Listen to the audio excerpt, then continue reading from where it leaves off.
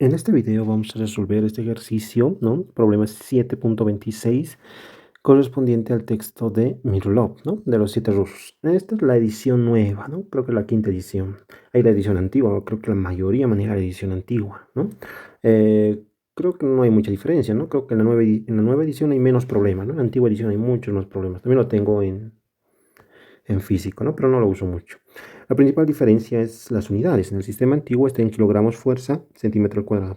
En la nueva edición está en el sistema internacional, es decir, megapascales, newton, milímetros, ¿no? Y centígrados, obviamente. En este ejercicio nos pide determinar la capacidad de carga de una columna de acero CT3, ¿no? Es decir, nos pide hallar P, nos da un esfuerzo admisible de 160 megapascales. En la edición antigua creo que es 1600, ¿no? Sí, 1600 kilogramos fuerza centímetro al cuadrado, ¿no? Es un problema muy fácil de columnas. En 3, 4 pasos lo resolvemos. Pero este ejercicio es muy interesante por la sección transversal. Acá en la universidad donde estaba, ha entrado esta sección transversal en un examen de auxiliatura, ¿no? No nos pedía hallar P, nos pedía dimensionar esta sección transversal con un P que ya nos daba, ¿no? Es decir, ha intercambiado nomás el resultado de este ejercicio, lo ha puesto acá y ha dicho que dimensione, ¿no? Es prácticamente los mismos pasos, pero lo más difícil de este ejercicio es resolver esta estructura, perdón, esta sección transversal compuesta, ¿no? O esta figura, sí, esta sección transversal compuesta. Nos da un angular, bueno, dos angulares que forman un perfil. Cada angular, sus dimensiones son 100 por 100 por 10, ¿no? Podemos trabajar, ¿no? 100 en un lado, 100 a otro lado y de espesor 10, ¿no? Podemos aproximarnos a esta sección transversal. 100, 100 y de espesor 10, vale, ¿no? Yo he trabajado así y salen los, bueno, resultados parecidos, ¿no? Obviamente no van a salir los mismos, pero sí salen resultados parecidos. Pero el reto de este ejercicio es trabajar con las tablas que nos proporciona el mismo libro, ¿no? Nosotros nos vamos al apéndice 2, al final del libro, nos vamos a la tabla 1, buscamos el perfil número 10, ¿no? De donde lo he extraído, de acá.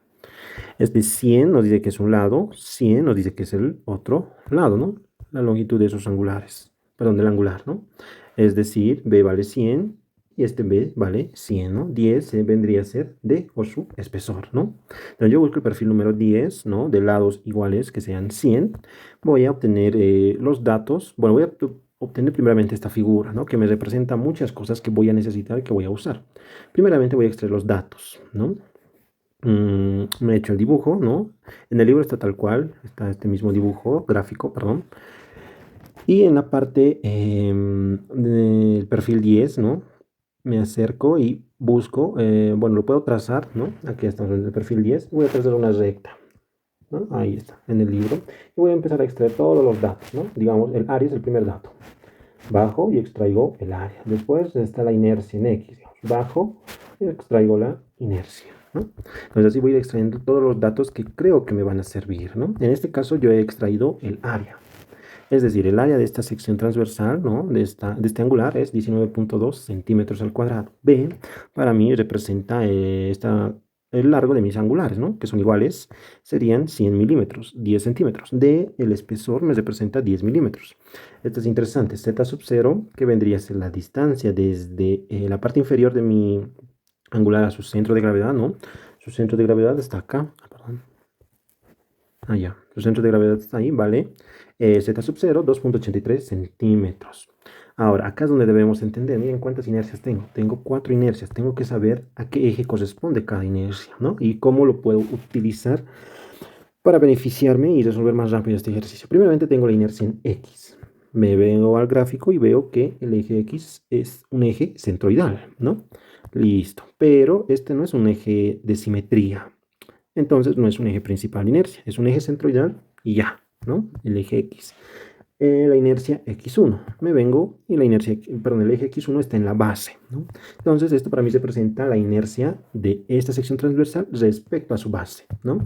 Recordemos que en las tablas, ¿no? En las tablas, en la mayoría de las tablas, digamos una sección rectangular, hay inercia respecto a su base y respecto a su centro de gravedad. Generalmente está así, ¿no? X con esto y X. ¿Qué nos dice? La inercia respecto a su centro de gravedad es igual a la base, altura al cubo, entre 2. Inercia respecto a su base nos dice que es base, altura al cubo, entre 3, ¿no? Acá es lo mismo, nos está dando inercia respecto a su centro de gravedad e inercia respecto a su base, ¿no? Listo, ya hemos diferenciado eso. ¿Qué más? Nos da una inercia x sub 0 y una inercia y sub 0. ¿Qué se presenta eso? Si nosotros vemos, buscamos los ejes, en este caso buscamos el eje x sub 0, vemos, ¿no? Que es un eje de simetría. Ahorita les explico. ¿Qué me refiero con un eje de simetría? Que todo lo que está en este lado se refleja exactamente a este lado, ¿no? Por eso es un eje de simetría. Y si es un eje de simetría, es un eje principal de inercia. Ahora, perpendicular a ese eje y a 90 grados, y en su centro de gravedad, perdón, su centro de gravedad es esto, ¿no? Y perpendicular a mi primer eje principal de inercia, es decir, ese x sub 0. Voy a cambiar esto un momento. Ahí está. A este x sub 0, ¿no? Veo que, ¿no? Perpendicular y que corresponde a su centro de gravedad. A ver qué ha pasado.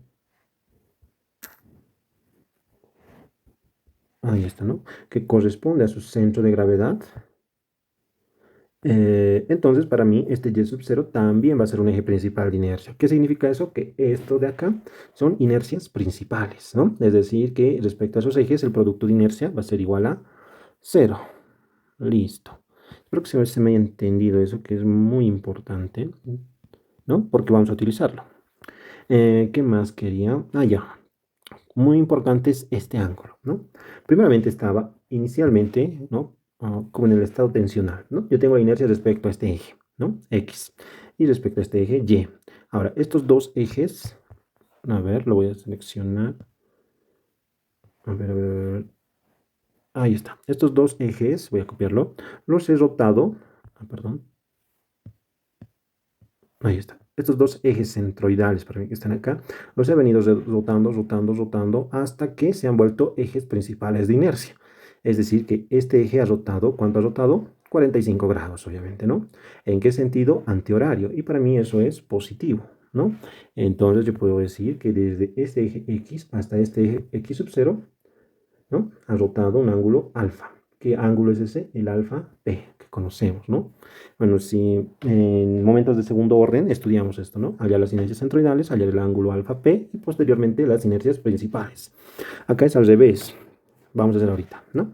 ¿Cuánto vale ese ángulo alfa P? Lo voy a poner acá. Alfa P para mí vale positivo porque está rotando en sentido antihorario. Antihorario positivo. 45 grados, ¿no? Muy importante. ¿Qué más es importante? Me voy a subrayar acá. Para mí lo más importante, si les soy sincero, van a ser esto. Las inercias principales. Ahorita les explico por qué. Lo más importante por el momento, ¿no? Estas son las inercias principales. Ya os he explicado. Ahora, mi problema no es una sola sección. Mi problema es una sección compuesta, es decir, esta sección, ¿no? Ahora, para esta sección, ¿no? Para esta sección, su centro de gravedad está ya definido, ¿no? Podemos definirlo. Pero me falta algo importante. En columnas yo necesito la inercia, las inercias principales, es decir, la inercia máxima y la inercia mínima. En sí necesito la inercia mínima, el eje débil, ¿no? Ahora, ¿cómo voy a hallar eso? ¿No? Tengo que tener de esta sección transversal, tengo que tener su inercia X centroidal, su inercia Y centroidal, es decir, respecto a estos dos ejes. Pero también necesito tener su inercia X centroidal y Y centroidal, que va a ser distinto a cero. ¿Por qué? Porque estos dos ejes no son ejes principales de inercia, ¿no? Pues, ya les he dicho. Todo esto no es simétrico a esto, ¿no? Parece, pero no. En el eje Y. Me voy al eje Z, lo mismo. Todo esto no es simétrico a esto, ¿no? Entonces no son ejes de simetría y tampoco son ejes principales de inercia. Entonces el producto de inercia va a ser distinto a cero. Y es lo que yo quiero hallar, ¿no? ¿Cómo voy a hacer eso? Necesito el producto de inercia respecto a estos dos ejes. Es algo muy importante que necesito, pero que en tablas no me lo da, ¿no? Es decir, ustedes van al apéndice 2, tabla 1, y no les va a dar esa inercia, el producto de inercia respecto a sus ejes centroidales. Tenemos que hallarlo. Por eso les decía que para mí esto es muy importante, ¿no? Momentos de segundo orden, ¿no? Lo llevamos en resistencia de materiales y en mecánica de materiales, ¿no?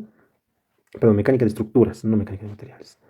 Eh, a ver, en las dos ecuaciones, es así, ¿no? Tenemos, les voy a explicar con un ejercicio. Digamos que tenemos una sección, tenemos esta sección, ¿no? Generalmente resolvemos este tipo de secciones, ¿no? Con figuras compuestas. Acá está compuesto ¿no? Por una sección, una media circunferencia, un rectángulo y un triángulo. ¿Qué es lo que hacíamos primeramente? Si se acuerdan, primer paso, hallar su centro de gravedad, ¿no? Entonces vengo acá. Primer paso, hallar el centro de gravedad de mi figura compuesta. Segundo paso era hallar las inercias X centroidal, Y centroidal, el producto de inercia X centroidal y Y centroidal, ¿no? Obviamente no tienen ningún eje de simetría, por lo tanto no tienen ejes principales de inercia. Entonces, estos ejes, estos ejes, ¿no? Lo copio, tenía que rotarlos y hallar el ángulo, ¿no? Alfa P, para que se vuelvan ejes principales de inercia, ¿no? Debería cambiar de color a un azul. Ahí está, ¿no? Necesitaba hallar este ángulo alfa P, ¿no? Entonces, el primer, el segundo paso, el tercer paso, digamos que era hallar el ángulo alfa P, y el cuarto paso era hallar las inercias, en este caso X principal, la inercia Y principal, y después el producto de inercia XP, YP, que era igual a cero, ¿no? Acá este producto de inercia era distinto a cero, ¿no? Estos eran los pasitos que seguíamos en mecánica de estructuras, sí, si no me equivoco. Entonces nosotros vamos a usar estas ecuaciones que nos interesan mucho. ¿Por qué? Porque ya tenemos las inercias principales. ¿Qué es lo que yo quiero hallar? Quiero hallar esta inercia, este producto de inercia centroidal, que es distinto a cero, ¿no? ¿Cómo lo voy a hacer? Para llegar al cuarto pasito ya teníamos definido fórmulas, ¿no? ¿Cuáles eran las fórmulas? Podemos usar las de momento de segundo orden o las fórmulas de estado tensional plano, cualquiera de las dos. Vamos a usar las de momento de segundo orden. Bueno, son las mismas, ¿no? Nos dice y la inercia X principal va a ser igual a la inercia X centroidal multiplicado por el coseno de alfa P, lo que les decía, al cuadrado, más la inercia Y centroidal multiplicado por el seno de alfa P al cuadrado, menos el producto, esto es lo que yo quiero hallar, XY centroidal multiplicado por el seno de 2 veces alfa P. Esto es para IXP, ¿no? Le voy a copiar y la inercia principal en Y es parecido, ¿no? Simplemente que esto se vuelve Y, esto ya no es coseno, es seno, y este no es seno, es coseno, eso no es cambio, ¿no? Entonces la inercia Y principal va a ser igual al seno de alfa P multiplicado por el coseno de alfa P, y esto se vuelve positivo. Sí, estoy bien, ¿no? Entonces, ¿qué es lo que tengo que hacer? Esto ya lo tengo, reemplazo sus centroidales, ¿no? En este caso, su centroidal es este, ahorita vamos a hacerlo. El ángulo alfa P para mí es 45 grados y despejo lo que necesito. En este caso, lo que necesito es, el producto de inercia centroidal, ¿no? Voy a reemplazarlo en la primera ecuación. Reemplacen en la segunda y vean qué pasa, ¿no? Voy a usar la primera ecuación. Inercia X principal, me dice. ¿Cuál es la inercia X principal? Hemos dicho que esta es la centroidal y esta es la principal, ¿no? La principal va a ser inercia X sub 0, es decir, 284. 284 va a ser igual a la inercia X centroidal. ¿Cuál es la inercia X centroidal? La inercia en X, ¿no? Es decir, esta inercia. Va a ser igual a 179 multiplicado por el coseno del ángulo alfa P. ¿Cuánto es el ángulo alfa P? Para mí es positivo 45 grados. Todo esto al cuadrado. Más la inercia en Y. No tengo la inercia en Y, ¿no? Voy a mi tabla y no me da en ningún lado, la inercia en Y. Pero como esto es una figura que tiene dimensiones, tiene las mismas dimensiones, ¿no? Es decir, si yo a esta figura lo inclino así, es lo mismo que esto lo llame X, ¿no? Entonces la inercia en X centroidal y la inercia en Y centroidal va a ser la misma. Entonces con rojo lo voy a hacer. Este también es la inercia Y centroidal, para no confundirme. Listo, digo, también 179 multiplicado por el seno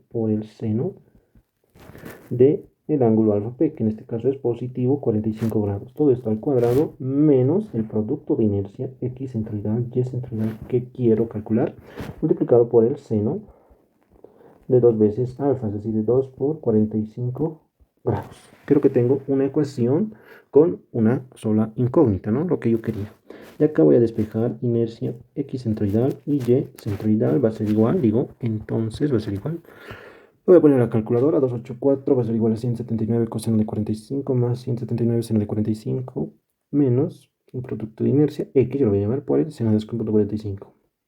Lo copio y lo pongo en Solve, es decir, que me lo resuelve la calculadora, me da menos 105 centímetros a la cuarta, ¿no? Es el producto de inercia. Como les decía, es distinto de 0 y era un valor que quería. Voy a poner con rojo porque es un valor muy importante que necesito para resolver este ejercicio. Bueno, sería todo. Este signo es interesante. No sé si sepan por qué me sale negativo.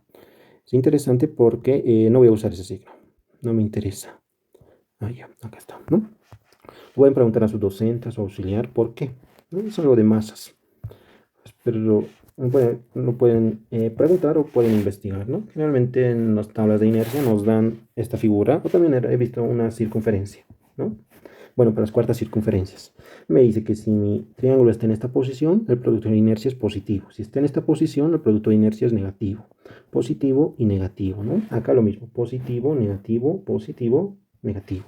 ¿A qué se refiere esto? Por ejemplo, mi angular está en esta posición. Si yo lo pongo acá, acá, acá, mi angular está en esta posición. Por eso el producto de inercia me sale negativo. Bueno, tiene que ser negativo. Pero yo me voy a mi figura compuesta. Este es mi angular, ¿no? Me voy a mi figura compuesta y no está en esa posición. Está en esta posición. Y abajo está en esta posición. Es decir, el producto de inercia yo lo tengo que usar con positivo, ¿no? Eso es algo muy importante que no debemos obviar. Una vez que tengo el producto de inercia de mi angular, procedo a ir y trabajar la figura compuesta. Voy a mover un poquito el gráfico. Ahí está.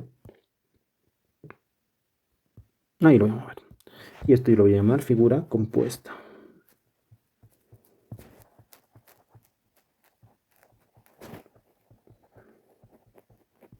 Listo. Figura compuesta. Está compuesta por dos angulares. Ahora lo que les decía, ¿no? Procedo a hallar, bueno, podría hallar este centro de gravedad, podría hallar mediante cálculo, a eso me refiero. Pero no creo que sea necesario, ¿no? Pero sí he visto, por ejemplo, en mi universidad que hay uno que otro docente que tenía esta, perdón, ¿dónde está? Tenía esta sección transversal y me pedía hallar el centro de gravedad con cálculo. Bueno, no era tanto así, ¿no? Digamos que era, me acuerdo que era esta sección. Simétrico a todo lado, ¿no? Y me pedía hallar por cálculo el centro de gravedad. Yo lo veo innecesario, ¿no? Como es simétrico, está en la mitad de todo, ¿no? Acá, si bien no es simétrico, pero su centro de gravedad también está en la mitad de todo. Pueden calcularlo, ¿no? Ya tienen el área de esto, ¿cuánto vale? 19.2. Tienen el área de esto, ¿no? Sus ejes de referencia lo pueden poner en esta esquina, ¿no? Como siempre, sus ejes de referencia. Y calculan los centroides, ¿no? De esa figura compuesta. Ya les adelanto que les va a salir 10 y 5. No, yo no lo voy a hacer. Una vez que tengo su centro de gravedad, procedo a hallar las inercias centroidales. Para eso voy a hallar el área total, ¿no? Estoy trabajando ya en mi figura compuesta. El área total, ¿a qué va a ser igual? Multiplico el área de cada angular por 2, ¿no? Es decir, o lo sumo si quieren. El área me da 38.4. La inercia centroidal, acá también he hecho algo interesante. Simplemente he dicho la inercia centroidal de esta figura compuesta, o sea, la inercia respecto a este eje Z centroidal, yo lo he llamado Z, y el eje vertical lo he llamado Y. Respecto a este eje Z centroidal, yo he dicho simplemente dos veces la inercia respecto al eje X sub 1. ¿Por qué? Porque es la inercia respecto a su base, y la base está coincidiendo con mi centroide de mi figura compuesta, ¿no? Como quiero la inercia en este eje Z sub C, entonces simplemente sumo la inercia respecto a su base de ambas figuras. ¿No? Les decía, en las tablas está en esta figura, hay inercia respecto a su base y respecto a su centro de gravedad, ¿no? Yo estoy usando esta inercia. ¿Por qué? Porque esa base me coincide con mi centro de gravedad. Si no me coincidiera esa base, ¿no? Respecto a su base con mi centro de gravedad, no me sirve usar esa fórmula. En este caso, esa inercia, ¿no? Ese cálculo que ya me proporciona el libro. Miren, la inercia respecto a x sub 1 me dice que es 333. Multiplico por 2, me dice que es 666. Ahora, si no me creen, si no me hacen caso o no les convence mi explicación, pues calculamos, ¿no? ¿Dónde lo voy a hacer? Ya voy a bajar un poquito para que ese cálculo se vea reflejado. Voy a seleccionar todo esto. Ahí está, más bien se selecciona. Y lo voy a bajar, creo que hasta acá. Mm.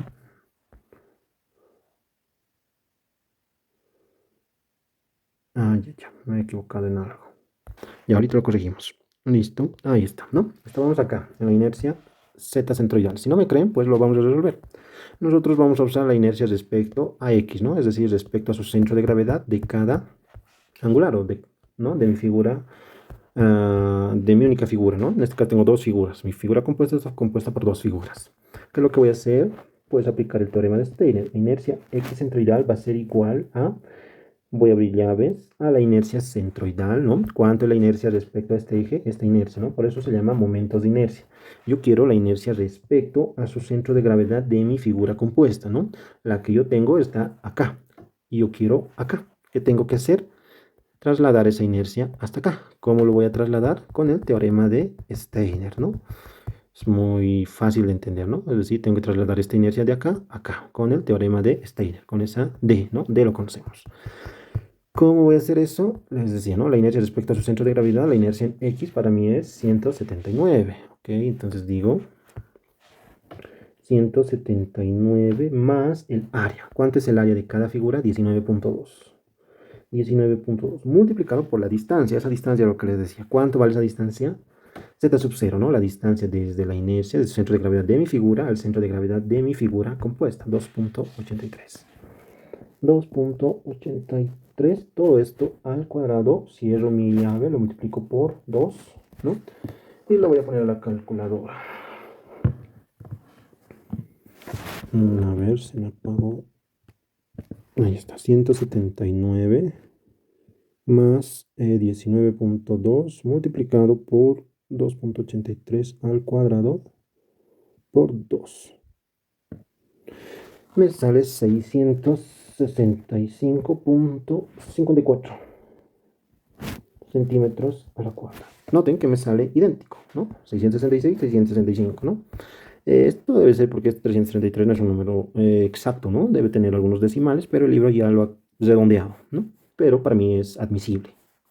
Puedo vivir con ese resultado, ¿no? Entonces, les decía, ¿no? La importancia de usar las inercias respecto a su base, las inercias respecto a su centro de gravedad. Te facilita muchas veces el cálculo. Inercia Y centroidal. Lo mismo, las inercias que yo tengo están respecto a estos ejes, ¿no? Sus ejes Y centroidales de cada figura. Yo quiero la inercia respecto al Y centroidal de mi figura compuesta.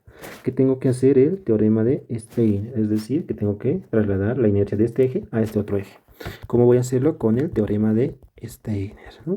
Entonces digo, la inercia respecto a su centro de gravedad es 179 más el área multiplicado por esa distancia. Ya, esta distancia para mí lo voy a hacer con azulito. Yo necesito esta distancia. ¿Cuánto vale? Para mí vale 5 menos 2.83. Yo lo meto en la calculadora, 5 menos 2.83 me da 2.17, ¿no? Acá exactamente lo mismo. Esto me da 2.17, ¿no? Entonces digo, ¿dónde estoy? 2.17 al cuadrado, ¿no? Esa distancia al cuadrado multiplicado por 2 porque son dos figuras. Acá me olvidé poner el resultado, pero yo lo tengo en la calculadora y me dice que es, a ver, 179, 19, 600, perdón, ¿qué pasó? A ver, ¿dónde lo tengo? Acá está, 179 más 19.2 por 2.17 por 2, 538 me dice. 538.8218. 82,18 centímetros a la cuarta, ¿no? Entonces yo tenía mi inercia en Y centroidal. Lo único que me falta es hallar el producto de inercia. Para eso lo mismo, ¿no? Producto de inercia de esta figura, ¿cuánto vale? Vale 105, ¿no? Acá lo tenemos. Ya hemos dicho que va a ser positivo por la posición de mi angular, ¿no? Ya hemos explicado, positivo. Entonces, exactamente lo mismo. La inercia, el producto de inercia está acá, en su centro de gravedad. Yo necesito trasladarlo acá. ¿Cómo voy a hacer? Con el teorema de Steiner. Es decir, necesito esta distancia y esta distancia, nada más, para el producto de inercia. Entonces digo, ¿dónde estoy? Acá está. El producto de inercia es 105, positivo, no nos olvidemos. Más el área, 19.2, ya sabemos, multiplicado por las distancias. Primeramente voy a hacer para este angular, el superior, digamos. Esta distancia es positivo, ¿no? Desde el eje X hasta el eje Z centroidal es 2.83, la distancia positiva. La otra distancia desde el eje Y al eje Y centroidal es 2.17, también positiva. Ahí está, ya tengo producto de inercia de mi primera figura. Para la segunda figura es diferente, no puedo multiplicarlo por 2, ¿no? Ahorita vamos a ver por qué. Entonces digo más, producto de inercia, positivo también, ¿no? Recuerden que es la posición, más 19.2, que es el área de ese angular, multiplicado por la distancia. En este caso, como ya tengo definido mis ejes, ¿no? Sabemos que en este lado es positivo y en este lado es negativo, todas las distancias negativos. Entonces, esa distancia de donde está 2.83, ¿no? Es esta misma distancia, ¿no? De acá a acá, 2.83, pero esa distancia es negativa. La otra distancia exactamente lo mismo, 2.17, pero esa distancia es negativo, nada más, ¿no? Negativo 2.83, negativo 2.17. Operando me da 445.8182 centímetros a la cuarta. Listo. Yo quiero estos tres datos, nada más. 2, 3. ¿Qué voy a hacer ahora? A ver. Lo voy a remarcar porque es muy importante, ¿no? Es importante este dato y es importante este dato y también es importante mi producto de inercia centroidal de mi figura compuesta, ¿sí? Este es el producto centroidal de mi figura individual, digamos, ¿no? Ahora, si vamos a las inercias principales, lo que les decía, hallar este ángulo alfa P, ¿no? Es igual, esto ya es forma, un medio del arco tangente de menos 2, el producto de inercia, dividido entre la inercia Z sub C menos la inercia Y sub C. Me dice que ese ángulo es menos 40.9412, ¿no? Como me dice negativo, es en sentido horario, ¿no? ¿Qué quiere decir eso? Que yo estos mis dos ejes, ¿no? Al Y centroidal y al Z centroidal, lo voy a copiar, tengo que rotarlo menos 40 grados, ¿no? No 45, 40 grados, algo por ahí, negativo en sentido horario. Y se van a convertir en inercias principales, perdón, en ejes principales de inercia, ¿no? ¿Qué más? Una vez que tengo el alfa P, lo que me quedaría es reemplazar en las fórmulas, ¿no? En este caso tengo que reemplazar en estas dos formas, ¿no? Que ya las he usado, en estas dos, ¿no? En el inercia en X sub P, que ahora para mí va a ser Z sub P, en la inercia Y sub P, ¿no? Me dice la inercia centroidal por el coseno del ángulo alfa P al cuadrado más la inercia Y centroidal por el seno del ángulo alfa P al cuadrado menos el producto de inercia, menos el producto de inercia por el seno de dos veces el ángulo alfa P, ¿no? Me dice que es 1152.7413. Perfecto, ¿no? Voy a remarcar este resultado que me es de utilidad. La inercia Y principal, lo mismo, ¿no? Simplemente cambia el coseno por el seno por el coseno y se vuelve positivo. Me da 152.085. Listo. Y el producto de inercia me tiene que dar 0. Listo. Todo perfecto. Yo de estas inercias principales, máximas, mínimas, tengo que identificar la inercia máxima, que es esta, y la inercia mínima, que es esta, ¿no? Yo voy a trabajar con su eje débil, el eje más desfavorable. Este para mí es el eje débil, ¿no? Es decir, necesito esta inercia. Todo lo que hemos hecho anteriormente era para hallar este resultado. ¿Por qué? Porque lo voy a necesitar. Ahora recién viene el tema de columnas. Primeramente, perdón, voy a hallar la esbeltez de la columna, ¿no? Me voy a mis tablitas que todo tenemos y me voy a fijar, ¿no?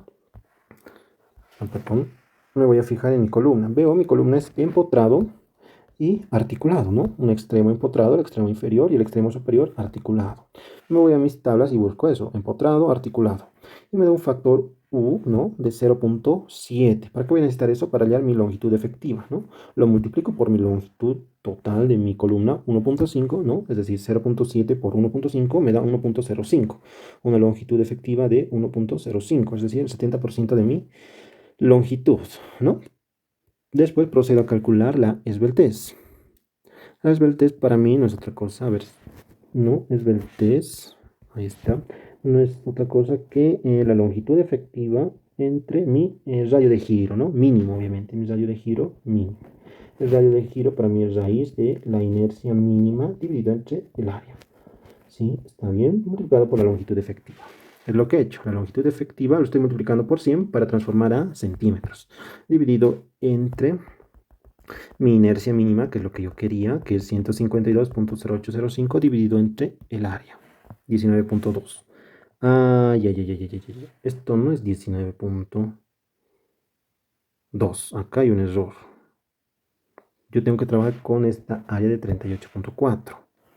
A ver, vamos a corregir eso. Acá es 38. 38.4. 38.40. A ver, voy a recalcular. No, creo que es un error de typeo más que de cálculo. Me dice 1.05. A ver, 1.05.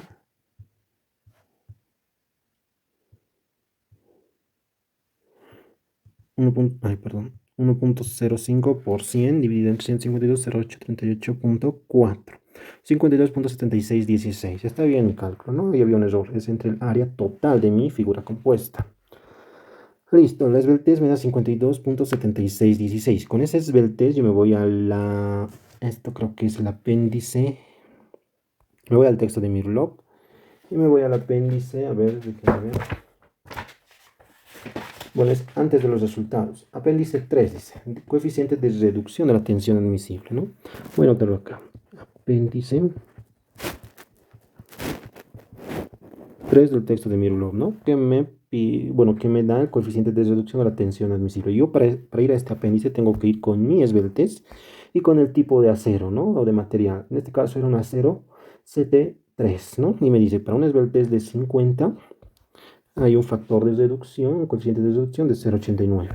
Para una esbeltez de 52, que es lo que quiero, no tengo mi factor o mi coeficiente de reducción. Pero para una esbeltez de 60, tengo mi coeficiente de reducción de 0.86. ¿Qué tengo que hacer? Interpolar, ¿no? Acá ya tengo interpolado.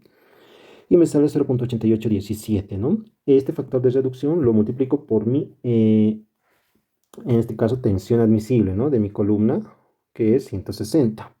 Me da 141.0744 megapascales, ¿no? Una vez que tengo mi tensión de estabilidad, procedo a calcular la capacidad de carga. Para esto simplemente he usado la formulita que me dice esfuerzo es igual a P sobre A, que es lo que yo quería calcular. P va a ser igual a un esfuerzo, en este caso el esfuerzo de estabilidad, multiplicado por el área. Mi área es todo esto, 38.4. Mi esfuerzo de estabilidad es 141, ¿no? Listo. Tener cuidado en las unidades. Este está en megapascales, es decir, meganewton entre metro cuadrado. Es decir, este 38.4 para mí, o yo lo he trabajado en centímetros. Lo multiplico por 10 al cuadrado para transformar en metros. Y la carga P me sale en meganewton. Lo divido entre 1000 y me sale 541.726 kilonewtons. Que esa vendría a ser mi solución, ¿no? Noten que la parte de columnas es muy simple, ¿no? Si acá mi sección hubiera sido una sección rectangular, ¿no? Base por altura, la inercia débil hubiera sido respecto al eje, bueno, si este es el eje X, este es el eje Y, respecto al eje Y, ¿no? Entonces prácticamente sería más sencillo de resolver, pero en este caso es una figura compuesta, ¿no? Tiene un poquito sus complejidades, pero se ha resuelto. Bueno, eso sería todo, espero que se me haya entendido, he tratado de explicar lo más detallado posible, ¿no? Sería todo y hasta el próximo video.